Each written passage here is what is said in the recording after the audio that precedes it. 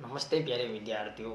आज हम BCom part third में जो प्रबंध की विस्तार है, जो वित्तीय विस्तार है, जो प्रबंध की जो दर्शन क्षमता द्वारा लिया जाता है, तो उसमें जो वित्तीय विस्तार में प्रबंध की समस्याएं आती है, क्या क्या समस्याएं आती है, उसके बारे में आज हम विस्तार से अध्ययन करेंगे।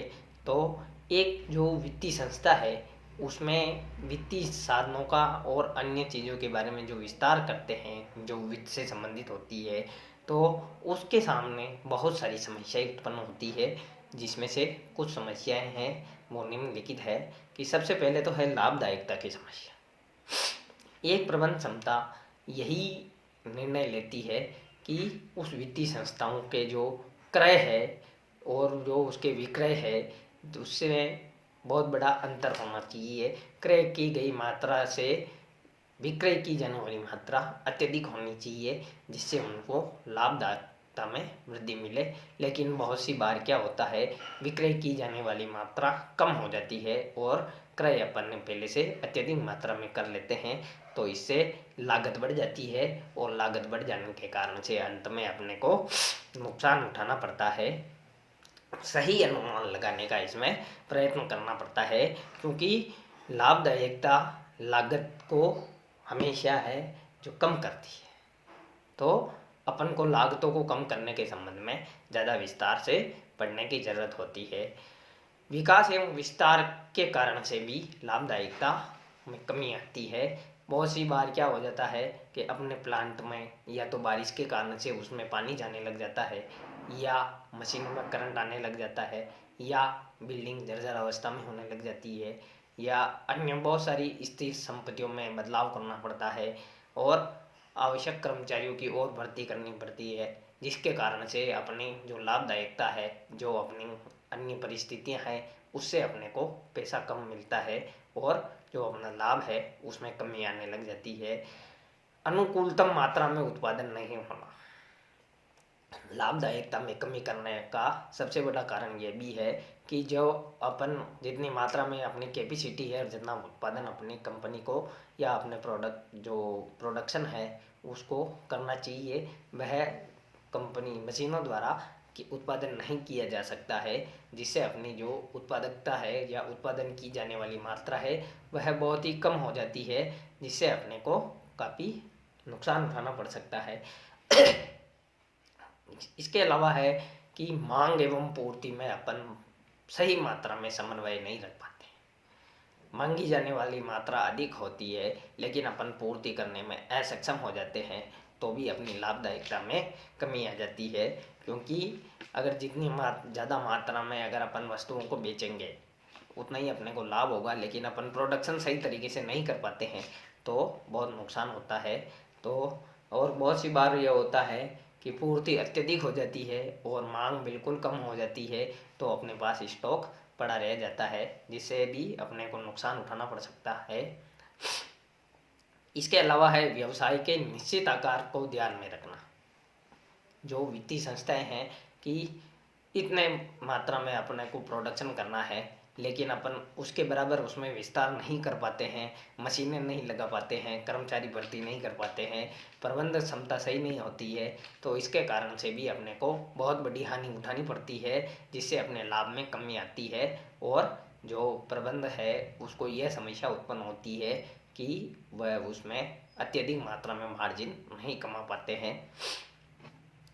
इसके अलावा लागतों में अत्यधिक मात्रा में कमी करनी हो तो अपने को कच्चे माल के लिए उपयुक्त स्थानों को संभालना पड़ेगा और पूर्व में स्टॉक करके कच्चे माल का उसको रखने की व्यवस्था करनी पड़ेगी। तो इस तरीके से अपनी लाभदायकता बढ़ सकती है।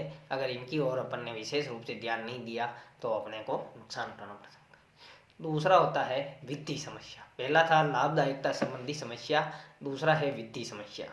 एक प्रबंधकीय क्षमता की सबसे बड़ी समस्या यही होती है कि वह वित्त कहाँ कहाँ से प्राप्त करता है। बहुत सी बार क्या होता है कि अपने पास वित्त पर्याप्त मात्रा में नहीं होता है, तो अपन उपयुक्त जो मौके मिलते हैं उनका फ़ायदा नहीं उठा पाते हैं, तो अंत में अपने को अन्य जो कंपनियां हैं, जो अन्य बाज़ार में कंपटीटर है, वह सस्ता कच्चा माल खरीदने में सफल हो जाते हैं।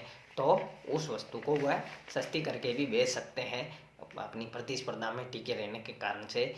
तो अपने पास पर्याप्त मात्रा में वित्त का होना बहुत आवश्यक है। इसके अलावा पूंजी की जो अत्यधिक मात्रा होती है जिससे लागत में कमी आती है, तो वित्तीय स्थिति अपनी सुदृढ़ होगी तो अपन बहुत अत्यधिक मात्रा में उत्पादन करेंगे जिससे लागत कम आएगी और स्थिर खर्चे स्थिर रहते हैं। कुछ परिवर्तनशील खर्चों में ही वृद्धि होती है, तो स्थिर खर्चों के माध्यम से अपन लाभ अत्यधिक मात्रा में कमा सकते हैं। इसके अलावा प्राप्य पूंजी के विभिन्न स्रोतों का अध्ययन करके भी हम कम लागत कर सकते हैं कि पूंजी अपन कहाँ कहाँ से प्राप्त कर सकते हैं। जनता द्वारा प्राप्त कर सकते हैं, अपने किसी अन्य स्रोतों से प्राप्त कर सकते हैं, या अपन अपना कोई पार्ट है या अपनी कोई खाली ज़मीन है या ऐसी कोई जो किसी काम में नहीं आ रही, उस ज़मीन को बेच करके अपन ज़्यादा से ज़्यादा माल का क्रय करके उसको अपन वापस बेच करके इस प्रकार की व्यवस्था कर सकते हैं। इसमें एक ये है कि पर्याप्त मात्रा में वित्त की व्यवस्था नहीं होने पर कुशल एवं तकनीकी ज्ञान रखने वाले व्यक्तियों की अपन भर्ती नहीं कर पाते हैं, तो अपन नई टेक्नोलॉजी की मशीनें भी नहीं खरीद पाते हैं, जिसके माध्यम से इन दो कारणों से भी अपने को नुकसान उठाना पड़ सकता है कि अगर एक पुरानी मशीनरी है और वह 7 दिन काम करके अगर 10,000 इकाइयों का निर्माण करती है, लेकिन अगर अपन एक नई मशीनरी खरीदते हैं जो ऑटोमेटिक होती है और उसके साथ में एक तकनीकी ज्ञान वाला कुशल व्यक्ति अपन उस पर लगाते हैं, तो वह 7 दिन प्रोडक्शन करके या मेहनत करके उसमें 50,000 इकाइयाँ या 1,00,000 इकाइयों तक का उसमें प्रोडक्शन किया जाता है, जबकि पुरानी मशीनरी अपने 10,000 इकाइयों का ही प्रोडक्शन कर रही है। तो इससे अपने को यह बहुत अत्यधिक फायदा मिलेगा कि अपन ज़्यादा मात्रा में प्रोडक्शन करके सप्लाई चेन जो होती है बाज़ार में, जो एक क्रम होता है अपना, उसको अपन नहीं टूटने देते हैं और लगातार और निरंतर माल बाज़ार में सप्लाई करते हैं, जिससे अंत में अपने को बहुत फ़ायदा उठाना पड़ता है। इसके अलावा रोकड़ संबंधी समस्या नहीं आनी चाहिए। कितनी बार व्यक्ति जो अपने यहाँ पे काम करते हैं, जो जो किसी भी तरह के कर्मचारी हो सकते हैं, प्रबंध निर्णय लेने वाले हो सकते हैं, अधिकारी हो सकते हैं, तो उनको कितनी बार एडवांस की आवश्यकता पड़ती है। तो अपने पास वित्त की आवश्यकता होगी तो अपन उसको पहले जो आवश्यक पैसा जो इसकी उसको ज़रूरत है तो उसको अपन दे सकते हैं। तो एक लोन के जैसा सिस्टम अपन भी कर सकते हैं, क्योंकि वह अपनी फर्म का ही कर्मचारी है और लगातार कई वर्षों से वहाँ पे काम कर रहा है, तो यह भी एक बहुत बड़ा कारण हो सकता है। इसके अभाव में व्यक्ति फिर बाद में वहाँ से जाने के लिए तत्पर हो जाता है कि अपने को जब ज़रूरत पड़ती है, अपन ने वर्षों यहाँ पे काम किया और ज़रूरत पड़ती है तब अपने को पैसा नहीं मिल पाता है, तो वह वहाँ से जाता है। इसलिए वित्त संबंधी अपने को व्यवस्था करनी चाहिए। तो इस तरीके से एक तो लाभदायकता की समस्या, एक वित्तीय समस्या, और लास्ट है अन्य समस्याएं।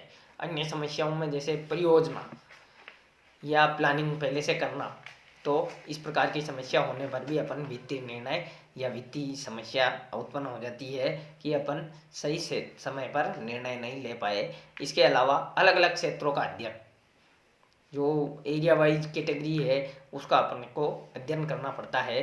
अगर इस प्रकार का अध्ययन करने में अपन असफल हो जाते हैं तो जो अपनी संस्था, वित्तीय संस्था या अपने जो फर्म है वह काफ़ी पिछड़ जाती है अन्य कंपटीटर के मुकाबले। तो आने वाले भविष्य में या आने वाले समय में अपने को इसका खामियाजा भी भुगतना पड़ सकता है। तो इस प्रकार से वित्तीय व्यवस्था में जो प्रबंध की समस्याएं होती है वो वित्त के अभाव के कारण हो सकती है, इसलिए इस पर ध्यान देने की आवश्यकता है। आज के लिए इतना ही, कल अपन नए टॉपिक के साथ पुनः मिलेंगे। Thank you.